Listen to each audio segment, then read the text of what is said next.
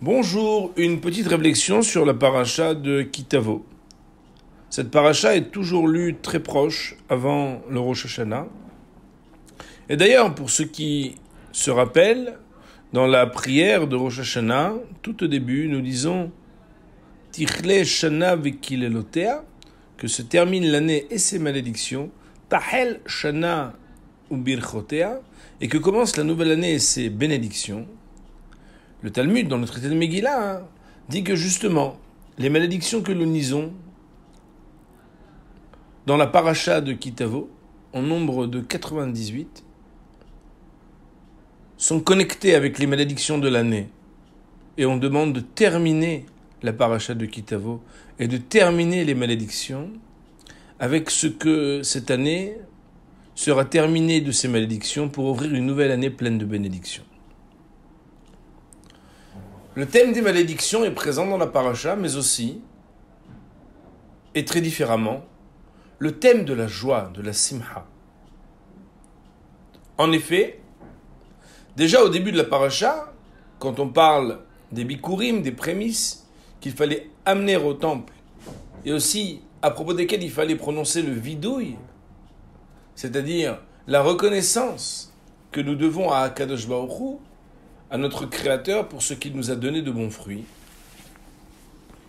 Il est dit V'samachta bechol hatov asher natan lecha Hashem Elokecha, et tu te réjouiras de toute la bonté que l'Éternel ton Dieu t'a donnée à toi, à ta famille et à tous ceux qui sont avec toi.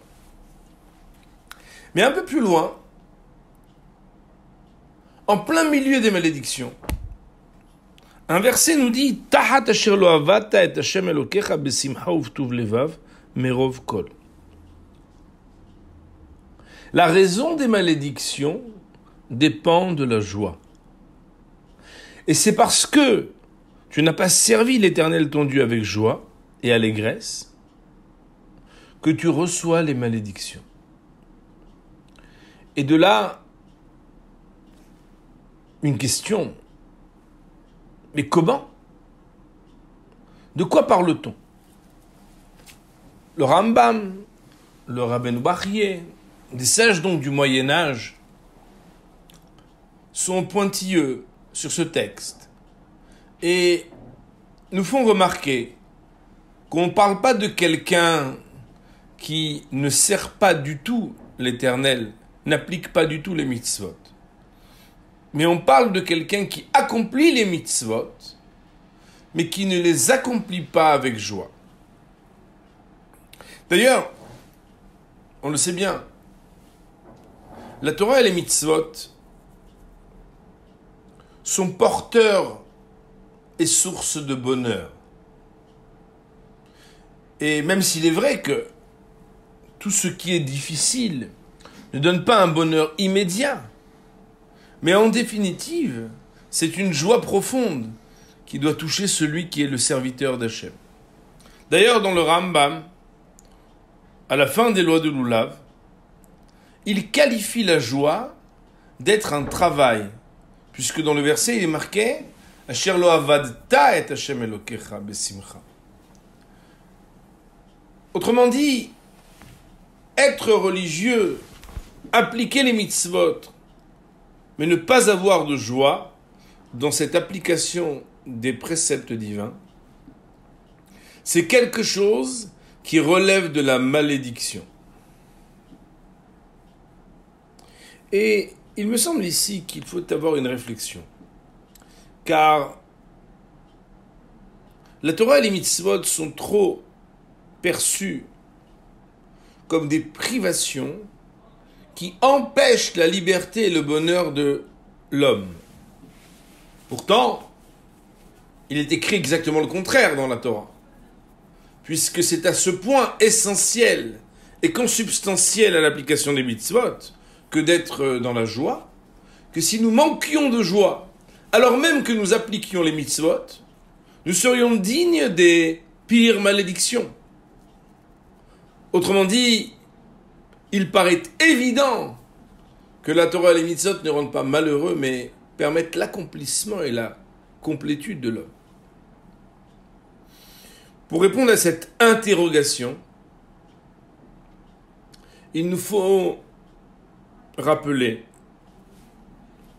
que dans tous les domaines de l'existence, il n'y a de plaisir, d'accomplissement et de réussite qu'au terme d'un investissement profond et d'un effort.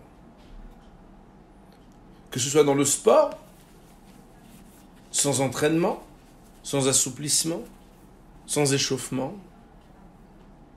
il n'est pas possible de réussir. Que ce soit dans les études, sans préparation ou anal, contrôle,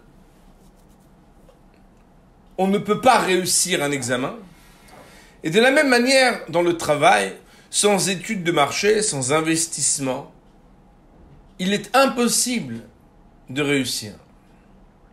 Pourquoi penserions-nous que dans la Torah et les mitzvot, on peut être un amateur professionnel, venir une fois par semaine à la synagogue et attendre de voir des réussites spirituelles, donner une fois un peu de maaser, d'argent pour aider quelqu'un et attendre déjà de recevoir des bénédictions, parler de Torah sans jamais approfondir aucun sujet et se demander pourquoi l'étude du Talmud ne nous est pas plus douce et plus agréable. Si la simcha vient au terme d'un travail, c'est parce que sans investissement, on ne peut pas attendre de retour. Accomplir la Torah et les mitzvot de manière superficielle ne peut pas donner accès à la joie. Et peut-être parfois même pourrait rendre malheureux celui qui l'étudie ou qui la pratique quand c'est fait de manière superficielle et non investie. C'est la raison pour laquelle, si le sujet des malédictions est présent dans la Torah, alors que pourtant on nous dit qu'il n'est plus du ciel que sortira le bien et le mal, mais comme le fruit et le résultat de l'investissement de l'homme, il faut être capable d'aborder sa vie spirituelle avec pas moins d'investissement et d'approfondissement, d'effort et de profondeur que la vie matérielle. Et c'est ainsi alors qu'on pourra amener les bikurim, qu'on recevra la bénédiction du ciel, et que quelle que soit la quantité, on sera capable d'accomplir Vesamarta bechol hatov, et tu te réjouiras de tout le bien, Asher natan lecha Hashem Elokecha, qu'Akadosh Baruch Hu a choisi de te donner. Shabbat Shalom.